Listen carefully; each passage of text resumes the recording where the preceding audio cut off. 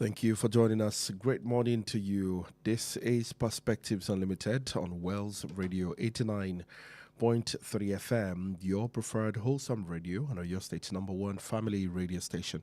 We're broadcasting live from Wells Broadcasting House along Alafi Avenue, Oluyole State, Ibadan, the capital of your state. From our studio, it is 6:35 a.m. And today, the last day in the month of July, 2026. It's the 31st day in the month of July 2026. How grateful can we be? Very grateful for the gift of life.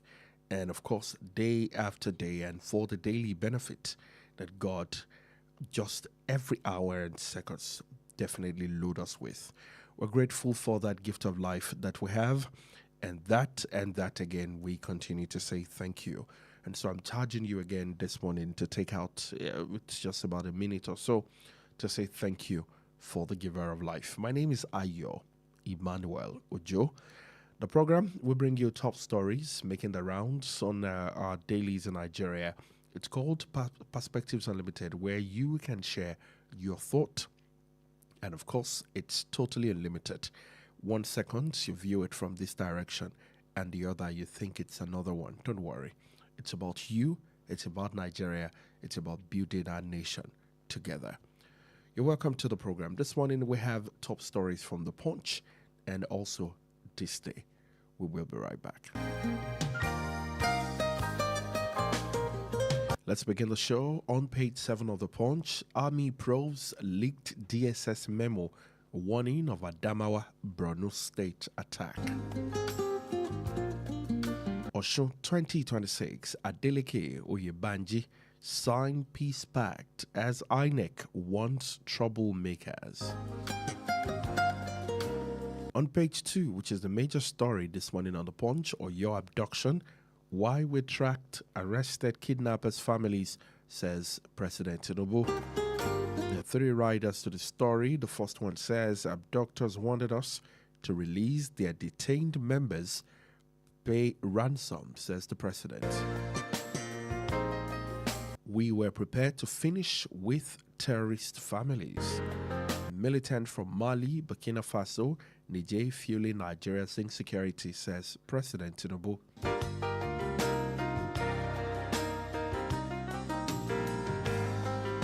On page 24, fuel subsidy savings report coming soon, says Oyedele.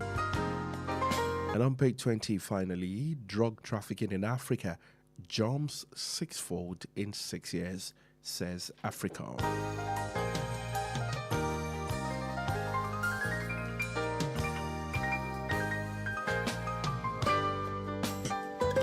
Now to this day, this morning, South Africa Consular General sues for healing reconciliation. Says Nigeria stood by us when the world remained silent. That's a writer. Another says, let us fall in love again with each other's land. Senate summons NNPCL, CBN, oil majors over NEITI audit reports. President Tinubu, we will not pay ransom or negotiate with terrorist murderers and kidnappers. Oyo, or confirm Oyo abduction suspect demanded money, gang leader swooping.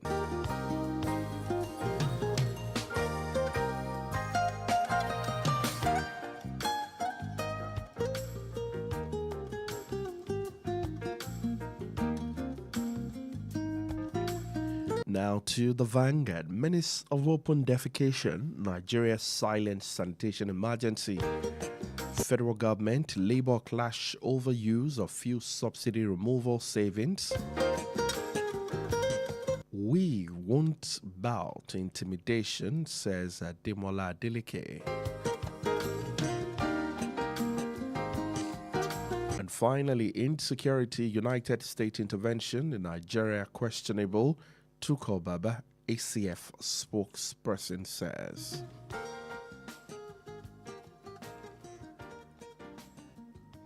And that's all we can take on the front page this morning. Once again, thank you for joining the program for today, Perspectives Unlimited. Remember, you can watch us live on our Facebook page on Wells Radio 893 FM fan page, Wells Radio 893 FM fan page. That's our Facebook page, and at the same time on YouTube, Wells Radio 89.3 FM on YouTube, where you can share your thought with us. And of course, drop your comment and share your perspective on the program. My name is Ayo. Welcome to the show.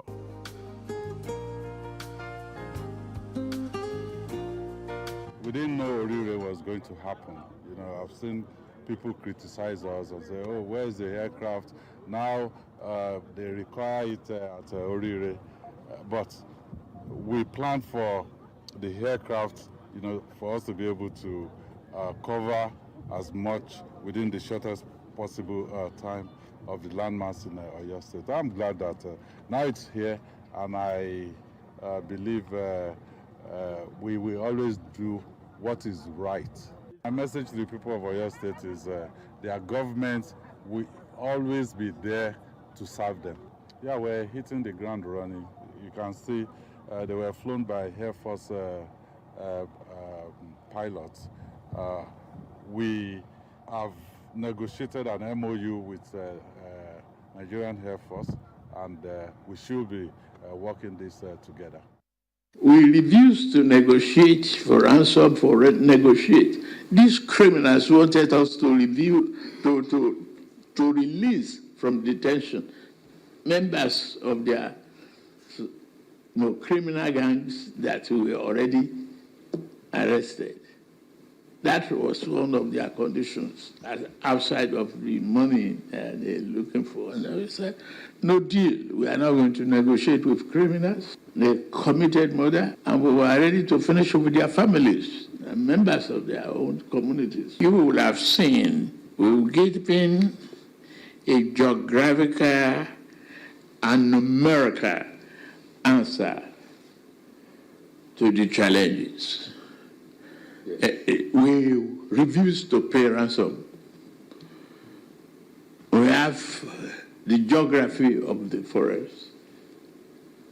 We know what it is. And in answer to it, you've seen that from 8 divisions now, we are now moving to 12 divisions to shorten the response time, to give, that response time the teeth that is needed for us to defeat terrorism and banditry. It is very necessary, and we are doing so. I just feel that it is important for us to come and say thank you to you. When we had the problem of the kidnapping, which was about the first major one in Oyo State, we were apprehensive. We are saying, what is the government doing? What is the federal government doing? What is the Oyo State government doing? But we now found that between you and your security people, to which I'm going to thank them through you, you have made a turning point in the issue of kidnapping in Nigeria. The fact that you did not pay ransom, the fact that you stood your ground, shows that, yes, we now have a government that knows what it's doing. So, Mr. President, we cannot thank you enough for that feat. It was a big feat because the people of Oyo State said, are we going to become another Chibok? Is it going to be a perennial issue? But as I said, it has now brought a turning point in the issue of kidnapping in Nigeria, not only in Oyo State. Because people now know that you now have a president who will not negotiate from the position of weakness with any kidnapper. So thank you very much, Mr. President. We are really very grateful.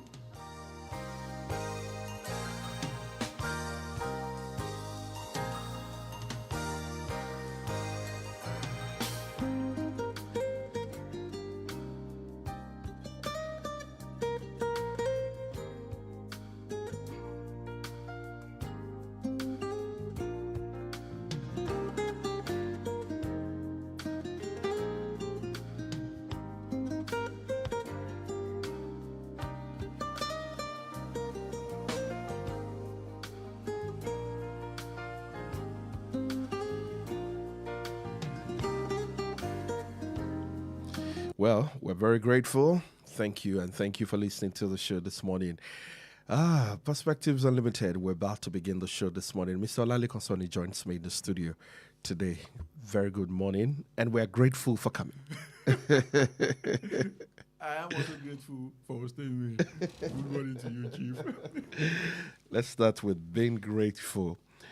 Taking a cue from the words of Oba Ladoja, the Olubado of Ibadan land. How are you doing, by the way? It's been a long week. Thank you very much, Chief. I am doing excellently well. All thanks to God. It has been a very, very rough week, but as always, God is good. God is good. Okay, let's start from that's been grateful. That in the background, Oba Ladoja. If I listen to it's a long one. He spoke for about maybe 10 minutes, if I'm not mistaken, but we're able to extract just about 1 minute, so 2 minutes less to make and establish our conversation on the show today. And I think he mentioned being grateful. We cannot thank you enough once or twice, and being grateful about 2 or 3 times to the president, and also thanking the military or the security agency through the president for the great work that they did. And that's a visit of the Council of Obas in Oyo State to the president in Abuja to thank him for the release of the abducted school children, and of course everything surrounding security, especially in connection to Orire local government. Let me have your thought with being that word of being thankful, right? But not just about Obaladaja himself. I know that a lot of times in Nigeria, when politicians fix a road, when they fix a major infrastructure, you find us, and I'm using the word us because we all do that, telling them, well, thank you for doing this for us. While it may feel like what they have done is what we should have as basic amenity from the government, the grateful or being thankful to political leaders when they are doing what they ought to do for us. Let me have your thought on that.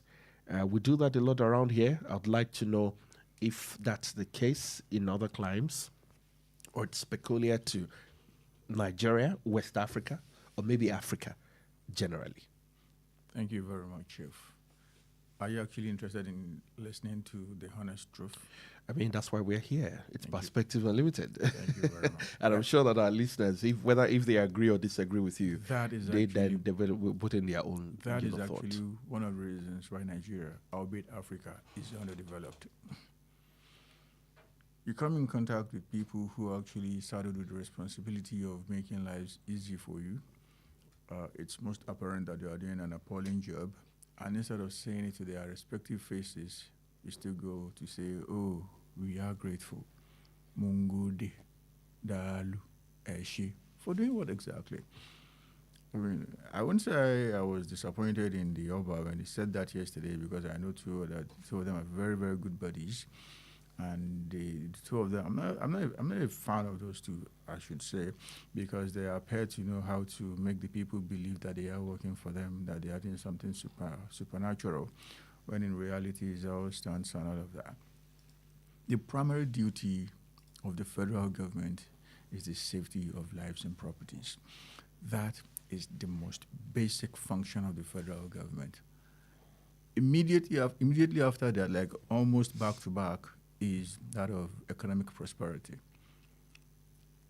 I mean, is the president doing well in those 2 areas? Anybody with a fair mind knows too that the president is failing in a very, very wicked way in those 2 areas. And somehow, for reasons I cannot understand, the monarch said that he was grateful to him. He must have been grateful to him for some other reasons that we are not aware of. Let's now go into the details. The president said that he wouldn't pay that he didn't pay ransom, and that he will not pay ransom. The question we should now ask is this: it is now evidently clear that there was no kinetic activity that led to the release of those children and teachers. The question we should now ask the president is, what made those terrorists release the kidnapped victims? I mean, one of the people who got kidnapped alongside others said that prior to the day that they were going to be released, that those guys were very, very harsh to them. And that on the day they were going to be released, they were all happy. They were it was a joyous moment for them. Everybody was happy, and they were in high spirits. And they told them, lucky you are going home today. And according to the woman and the guy who spoke after their release, they said that the only thing they kept telling them was, you are going to be here until your government gives us what we want. That should your government not give us what we want, you guys are not living here. And then a day came and everything changed. Lucky you. I congratulate you. You guys are living here today. Such that they were so helpful that they helped them navigate their way back to where soldiers were. They told some, go in this direction. You are going to find a tree. Take a turn by that tree. Move forward. You are going to see guys waiting for you on motorcycles. They will help you to where soldiers are. I mean, that clearly tells us, if we are not stupid, if we are not daft, that clearly tells us that those guys were in high spirits simply because they had received what they wanted to receive. But when the president was speaking yesterday, he said, oh, actually, I didn't give them anything. So the question now is this. If you didn't give them something, what made them release those people? You know what? Let's look into that story and then we'll revisit again. President Bola Tinubu on Thursday told a delegation of Oyo State traditional rulers in Abuja that his government refused to negotiate with or pay ransom to the militant who kidnapped school children and teachers in Oriri last May. He said abductors demanded both money and the release of jailed members of their gang, demands that they were flatly rejected, and described the military-led rescue that freed the victims after 56 days as intelligence-driven and successful without ransom. Tinubu said his recent order to expand the army from 8 to 12 division was a direct operational response to the crisis, aimed at shortening response time and giving security forces the numerical and geographic reach needed to defeat terrorism and banditry. He also announced plans to restrain and re-equip forest guards as frontline security asset and push for state police with safeguards against abuse. Speaking after receiving the Olubado of Barashidi Ladoja and other Oyo chiefs, the president urged communities to strengthen local vigilance, thanked the armed forces for their role in the rescue, and called for state government to invest federal allocations to road infrastructure and improve access for security agencies. The Oriri attack on the 15th of May 2026 saw roughly 39 puppies and 7 teachers taken hostage. Let's look at the statement, a particular one here that a lot of people might find highly contradictory. At some point, we saw the video on the floor of the House in Oyo State House of Assembly, where the Speaker of the House, Honorable Adebo Ogundoyin, made reactions to asking for money, the release, and making some laws of the land in Oyo State. And then some days or 2 days after, a video was released by these terrorists through the principal, saying that is not true as regards money, and I think a particular boss or something at the time. Now the president is saying here that the abductors demanded both money and the release of their jailed members. Now let me come back to your statement. Looking at the narration of the experience of 2 of the victims as to whether ransom was paid or not, which has been established that ransom was not paid. Someone claimed ransom. Who would you believe? Believe the presidency or the president, or whatever the situation looked like? The truth of the matter is that it's terrible, but we have to say the way it is. I, at this particular point in time, will believe the terrorists more than my president. And that is a very, very, very, very, very, very terrible thing to say, but it is the way it is. It is the way it is. A lot of lies are coming out. They told us that they surrounded the forest, that nobody could get out, nobody could get in. They told us again that there was no network whatsoever. I'm talking about cellular network in that particular community. But somehow, strange videos were coming out of that forest. If you had surrounded it and nobody could go to where there was network to upload those videos, how then did we get those videos? We now know through the husband of the principal that he was the one receiving those videos, that they were sending those videos to him. And when he got tired of what they were saying, he blocked them. Yeah. So meaning if he didn't block them, the videos... The video of the second guy who was killed would have been, would have been seen by us. And that's on one side. On the other side, I mean, the president will not indict himself with his own mouth. The presidency won't do that. The guys who are doing those nefarious things also are not to be trusted. But, you know, if we can sieve everything together, coupled with what the victims are saying, the victims are the ones that I'm going to hold very highly on the scale of integrity right now, because they don't have much to gain or lose by saying the truth. And they told us that these guys were the ones who released them, that it was not any military action that saw to their release, that these guys, in their own free will, said, it's time for you to go. They didn't have to tell them that, okay, your government has given us what we wanted, but based on what they used to tell them, that you guys are not moving an inch towards freedom until we get whatever we want to get from the government. And it was still the same set of people who said, lucky you are going home today. I mean, it's evident, it's most apparent that it's the president who is lying here. That's the truth of the matter. And it's not just the president. Let's also have, see, the truth of the matter is that in developed climes, should things like this happen, people are going to say, let's have a panel of inquiry. Let's everybody come and say their mind. Let's actually understand what happened. But the federal government of my own country is not taking that lightly. They don't want to hear anything as regards what can make us know what actually happened. That tells me that they have something that they are lying, and that they don't want to, that they have something they are hiding, they don't want the people to know. And that should there be a panel of inquiry, you know, people who are coming, they are going to be talking on oath, and they don't want people to have to lie. They don't want people to, they wouldn't want a situation where people will have to lie on oath, because that in itself is a crime. So that is why, in my opinion, they do not want a panel of inquiry to look into what is happening right now. But in developed climes, there is no way you can open your mouth as a president or Senate president or spokesman to the president to say you are not interested in listening to the truth, because that is what a panel of inquiry is going to unravel. But they have told us in clear terms now that they are not interested in that.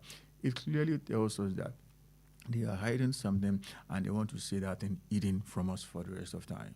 And that is not a way to secure our country, because if we want to fix the country, we must understand what led to that issue, what led to their release, so that you can understand how to forestall a reoccurrence. But we are not interested in doing that. President Bola Tinubu on Thursday urged state governors to stop building flyovers in areas with low traffic and instead channel their significantly enhanced federal allocation into road networks that would improve living standards and give security agencies better access to remote areas. I remember many years ago, I wouldn't mention the state, but a flyover was built in a community that I thought is not totally even necessary. What's going on here? Let me get your view on this before we take a break. Thank you very much. What the president said was a very, very beautiful thing to say. I mean, for me, to have expected from him. But are the governors alone? No, they are not alone. The federal government is the biggest money waster in this country. And if you talk to anybody representing this government, even the president himself, it would make reference to Lagos Calabar. Of what major significance is that road to Nigeria? They will tell you Badagry Sokoto. Of what major significance? Because it's like having two vertical roads and having two horizontal roads at the same time. There is an existing infrastructure called Lagos, East-West Road, starting from Lagos and then in Calabar, Cross River. And you are now building a fresh road beside the existing one. It's the same for Lagos Badagry. There is a road from Lagos down to Ilela and Sokoto, and you are building a fresh road. So if the governors are doing something bad, they are learning from the president. But the president, being, in my opinion, a very selfish person, is interested in throwing the governors, who are majorly members of his political party, under the bus so that people can see him as someone who is actually fighting for them. Let's take a when break. in reality, he's the one leading them that path. When we come back right after the break, we're going to open that for discussion this morning. Your thought. Infrastructure in Nigeria somehow may be defined by flyovers. But now the president is saying build quality road networks to enhance security. We'll look at that and more when we come back. Stay with us. Hello, Miss Flora. Finally, this holiday is here. But honestly, I don't know what to do with my children. Why? Aren't you excited that you're on break? Excited?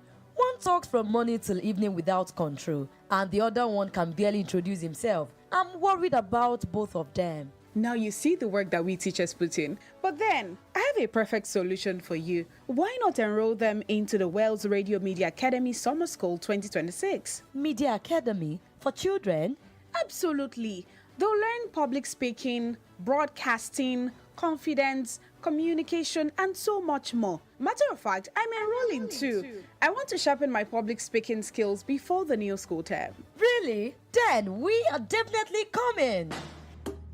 This holiday, turn potential into purpose at Wells Radio Media Academy Summer School 2026 from 12th August to 18th September. Enjoy 6 weeks of practical media training, studio sessions, and mentorship from experienced trainers. Open to senior secondary school students, teachers, parents, and busy professionals. So whether you're building confidence, improving communication, or turning your voice into a career, this is your opportunity. For further inquiries or to register, call or WhatsApp 0814-694-6928, 0814-694-6928. Don't let the holiday go to waste. Enroll today at the Wells Radio Media Academy Summer School 2026.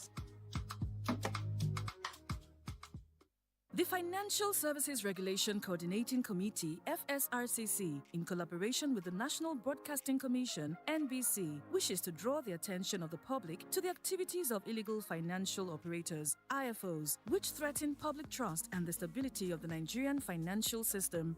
The general public is hereby advised to refrain from dealing with unlicensed financial operators who deceive individuals with unrealistically high investment returns. Verify the licensing status of such schemes on these websites: www.cbn.gov.ng, www.nicom.gov.ng, www.pencom.gov.ng, www.sec.gov.ng, www.fsrcc.gov.ng. To report any suspicions of illicit financial activities, call CBN 0817-665-7060, 0707-338-4828, SEC 0209-462-1168. Announcer, FSRCC.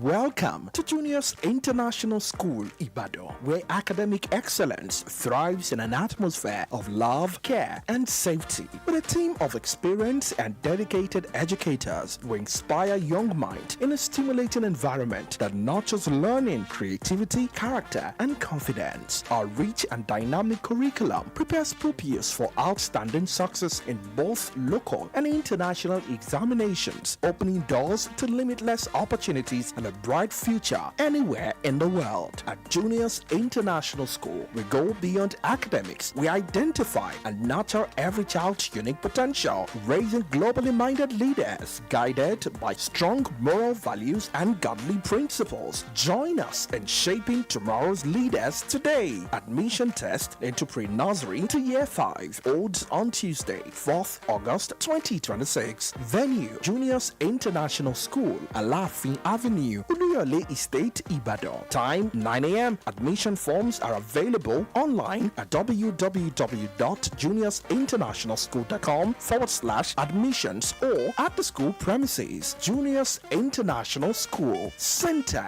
of Excellence.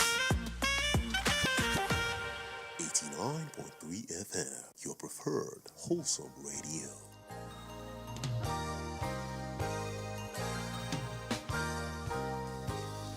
Welcome back to the program. Stop building unnecessary flyovers, Tinubu tell governors. He noted that states were receiving 4 to 5 times what they used to get from the federal account. Tinubu made the charge when he received the Olubado and the delegation of other Yoruba and chiefs right there in Abuja. 0916-893-1000, 0915-333-4893, and 0911-333-3893. That is one of the reasons why I'm not a fan of the president. He said that what governors are receiving is now 4 or 5 folds of what they used to receive. He did remember to tell us that what he also gets as the president into the federation account has also quadrupled or increased by 5. It's not that he is giving more money to the governors. The truth of the matter is that now the government is not paying a lot of bills on our behalf. Fuel subsidies no longer there. Electricity subsidy has been slashed by half, if not more than half. So there is now more money going around in the pockets of government, and that money is being shared among the 3 tiers: the federal government, the state government, and the local government. But when he wants to talk, it's always about ask your governors, ask your governors, ask your governors. He should have led by example. Governors, you can see that as the federal government, we are getting way more money, and these are the things that we have built. He talked about access roads and all of that. The biggest failure right now in terms of roads in the country is the federal government. Let's look at the roads that are very close to us here. Is it the Ijebu road that you want to talk about, which is a federal road? Is it the Abeokuta road, which actually qualifies for a road that goes, for a road in Afghanistan or Iraq or Syria? These are federal roads, and the president is failing majorly in those areas. But instead of talking about himself, he would rather point finger to the other person. That's unfair. But, for most of the governors who, in my opinion, are cowards, people in his party, people not in his party, as far as I'm concerned, majority of them, if not all of them, are cowards. They will keep quiet and say, Mr. President, we're actually following your footstep. All right, you can share your thoughts. Let's have your own opinion. This morning, the president's statement of stop building unnecessary flyovers and saying that to the governors.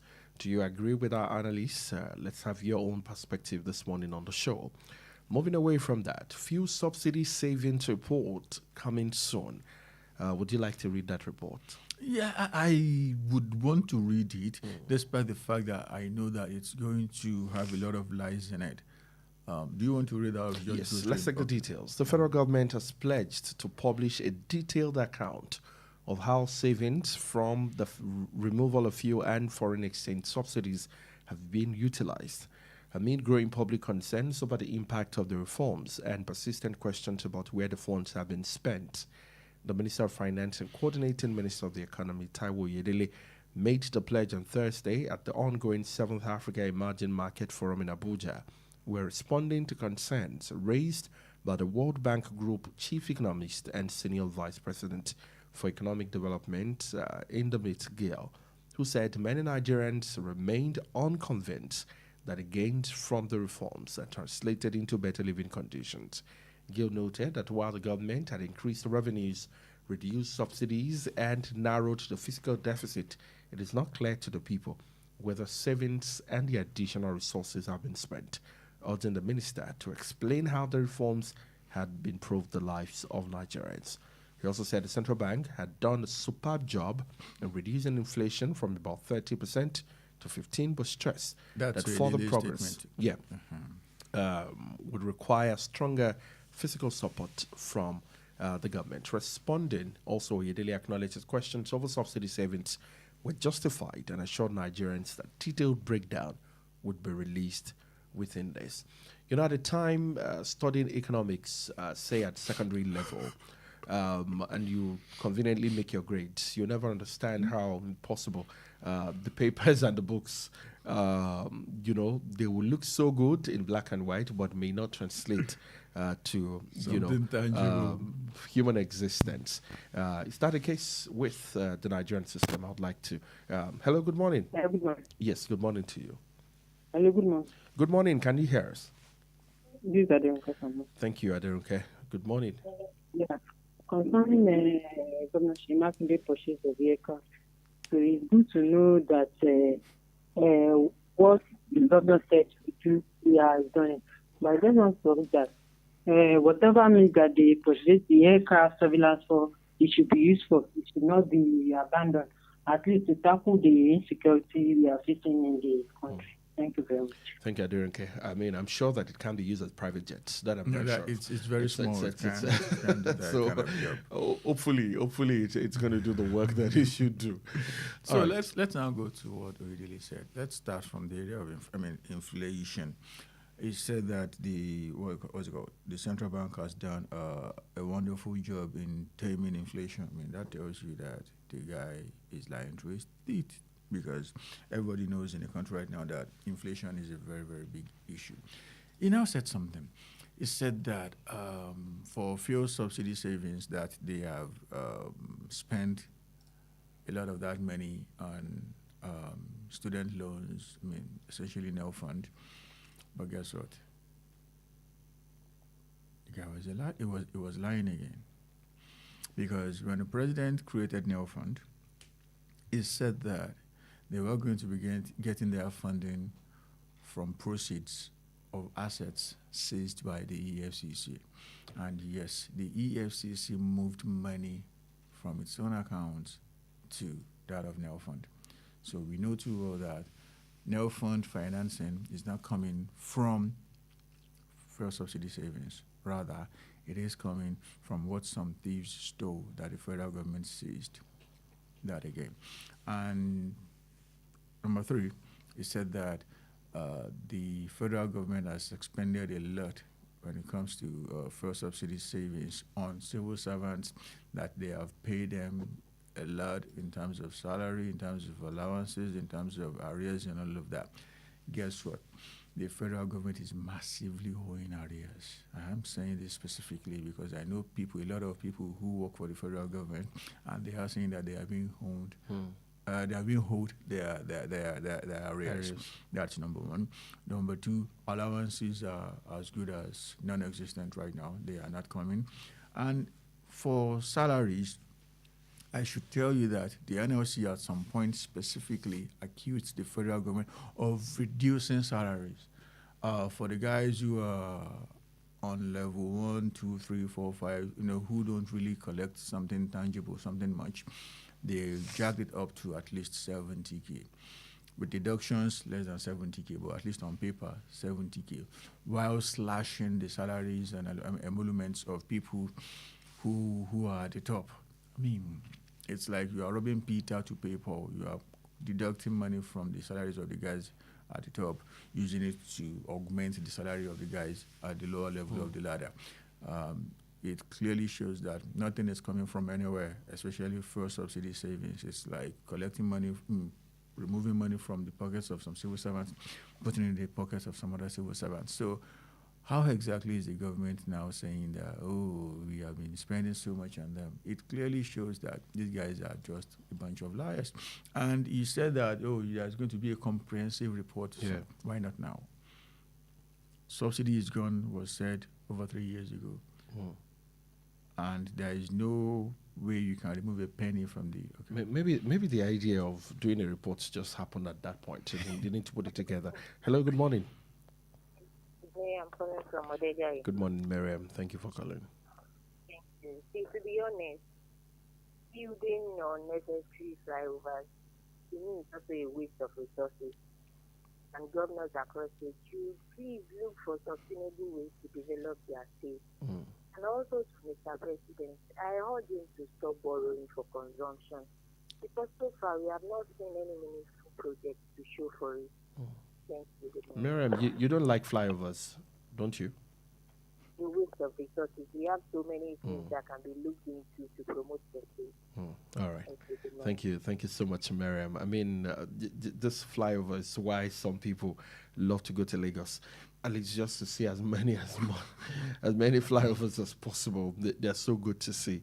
But that's on a lighter note, though. Oyedele acknowledged that questions over subsidy savings were justified and assured Nigerians that a detailed breakdown will be released within days. My question, back to economics. Is it possible for things to look good on paper and not translate to human lives? It's not possible unless you are cooking the papers. If you have money, you know you have money. It's a different thing to have money. It's another thing to say, okay, I have money, when in reality your accounts are Because, I mean, if say, for instance, the central bank reduces inflation from 30% to 15%, it doesn't look like doesn't look like that in the real market. life, yeah. That's the truth of the matter. These guys are only lying, because if truly inflation has been tamed, they wouldn't be the one to tell us, because when prices went up, they were not the ones who told us that prices had gone up. We told them that prices had gone up. So if truly prices have come down, we will be the ones to tell them, oh, you guys are doing a very good job, because prices have, they are returning to what they used to be. Good morning to you. Good morning.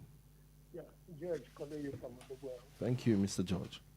I'm happy with the last question you asked, that if really they are getting more money and all the rest of it, why are we not seeing it in the life of the people? We have problem with this government, and the good thing, the coming together or dragging all state governors under the federal government is another thing that will make it impossible for us to even get a report that will show exactly the truth about how the money they receive from all these lies that they are telling us is really spent. It has taken them this long to be able to tell us this is what they have done. But we know that they have done nothing. So that is what everybody is complaining of. Thank you. Thank you. Thank you so much, Mr. George. Hello, good morning. Hello, good morning. Yes, good morning to you. Thank you. Yes, sir. As regards fair crisis, the federal government and NFPC has failed to manage the finance properly. That's why the huge amount being spent. We keep facing a constant fair price high, and depending on Dangote. Dangote is a businessman and cannot solve the Nigeria fair crisis. So they should just utilize this to finally, for God's sake. And on removal of fair subsidy, the problem is that they fail to put in place necessary measures that will caution the effect. That's what put us in this mess. And the way they are even spending the money, we don't even know, because we not even see any tangible thing to even show for it. Our government should please think outside the box and do something right for the citizen. We can't continue like this. Good morning. Good morning. Thank you so much for your call. I was saying, the statistics are good on paper, but it's not translated. Hello, good morning. Good morning, Benga Myro. Thank you for calling.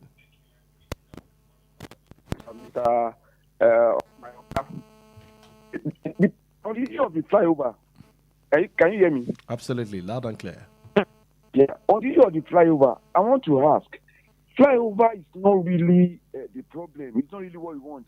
In Abeokuta, when Amosun was governor in Abeokuta, he did some flyovers along Okelewu and some other parts in Abeokuta. But I can tell you for free, the guy was able to give us some good roads back then. But ever since, if you, Abeokuta is the road I fly on a daily basis. Just I didn't go this morning. Come and see the state of the road, which is a federal road. State of the road, cars are being broke down in the middle of the road when they get a particular point which is full of ditch. They have to. There is no way you can drive in that particular area that your car will not get into that, be stuck into that ditch. So the point is this: the government of Mr. President on his own, how many roads has he done? This Abeokuta road, maybe it's from Lagos now. Abeokuta road is shambles. I would have expected that you would have directed the governors to go into to do roads in their various states. If there is a place that needs a flyover, it has its own essential value. So I think look at Mokola now.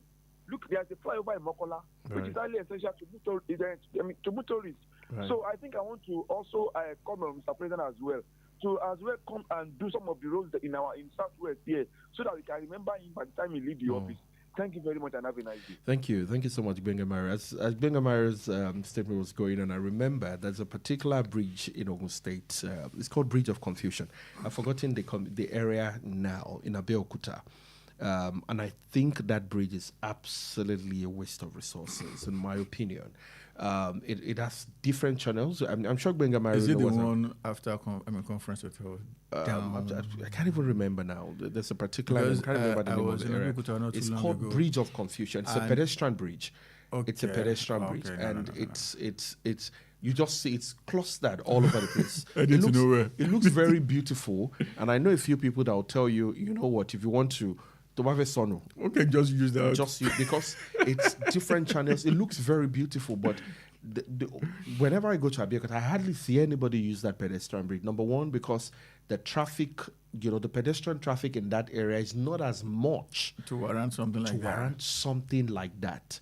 Only God knows how much it costs to, fix that infrastructure, and hopefully one day governor would not come, see that it is not necessary, and then pull it down. That's the issue. It's painful. Hello, good morning. Hello, Bengamiro. Bengamiro, we can't hear you well. Yes. Yes. Very massive one. Actually, I think you are right. There is no people that are walking with legs. They can't really mount up that bridge because it's a waste of something like you said. But there's another one at Okelewo. When you're when you're going towards the Ibarra, Okelewo, there's another one there as well. That bridge is also because after bike don't normally like that route.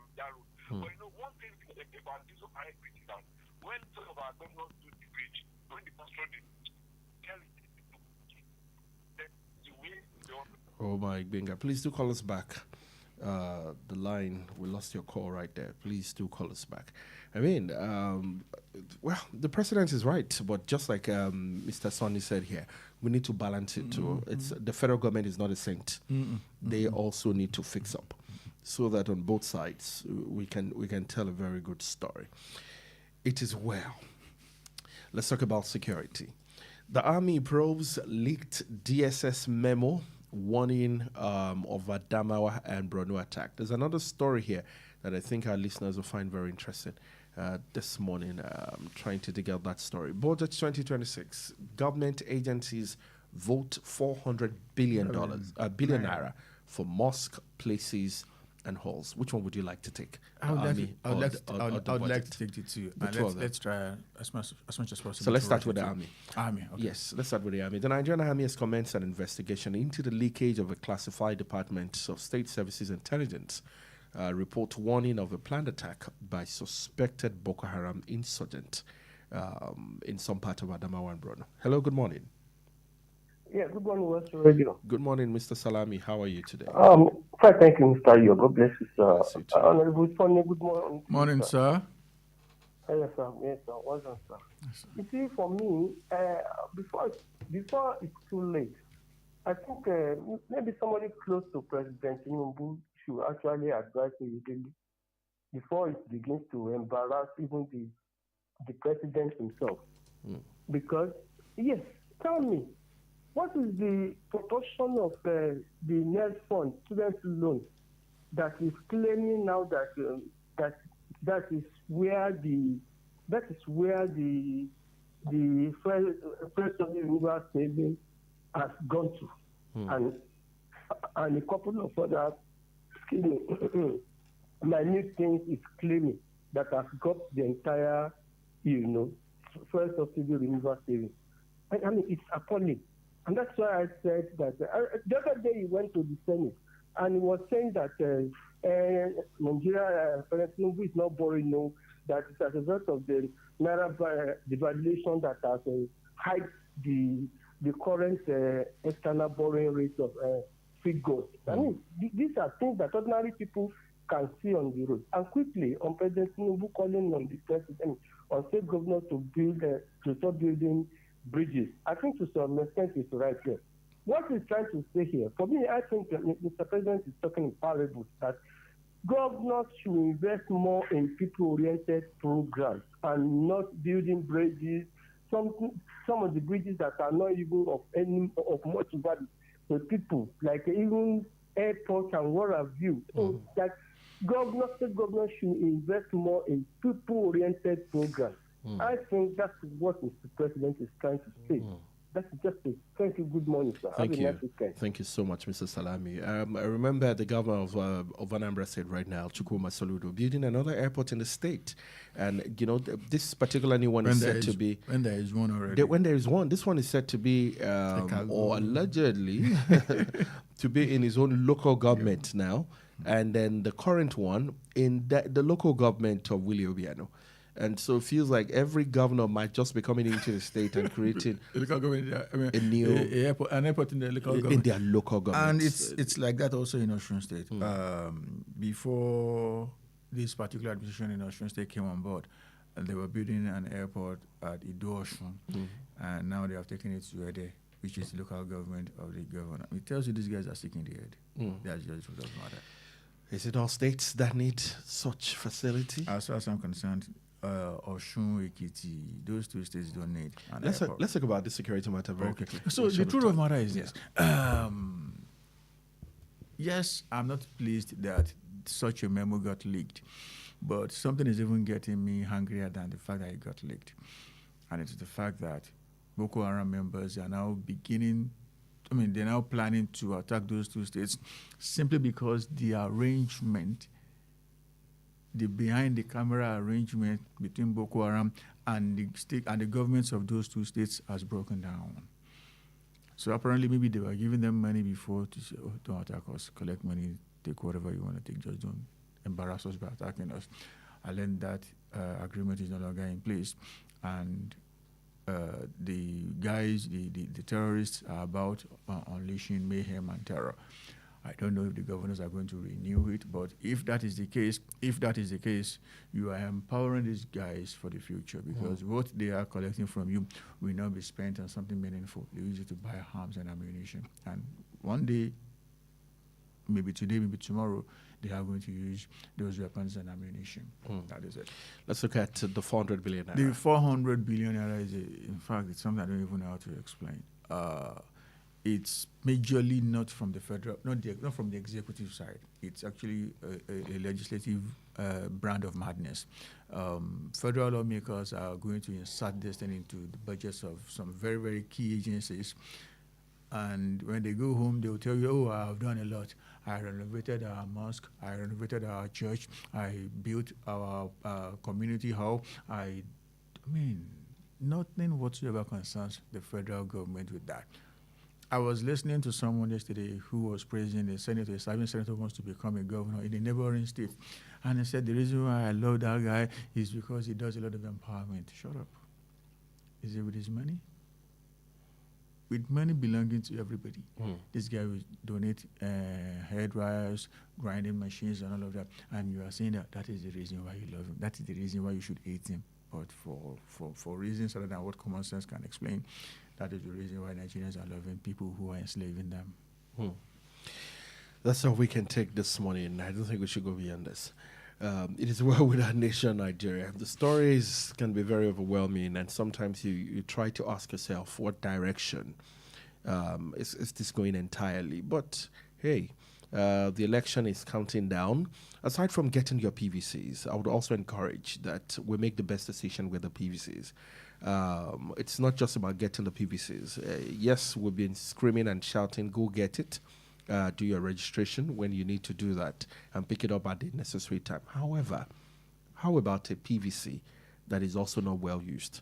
It's as bad as you not even having it in the first place. If not worse. If not even worse. Thank you so much for your time today. It is always an honor to be here. God bless Nigeria. That's all we can take on the show today. Roundtable tomorrow morning. Good morning.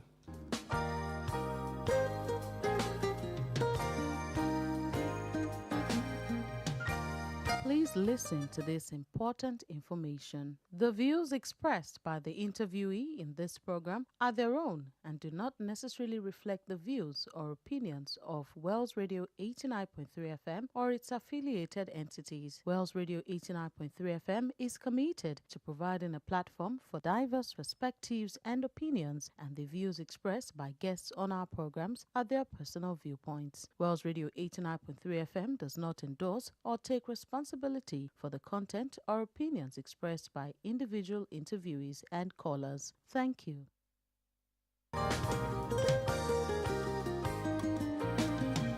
89.3 FM, your preferred wholesome radio.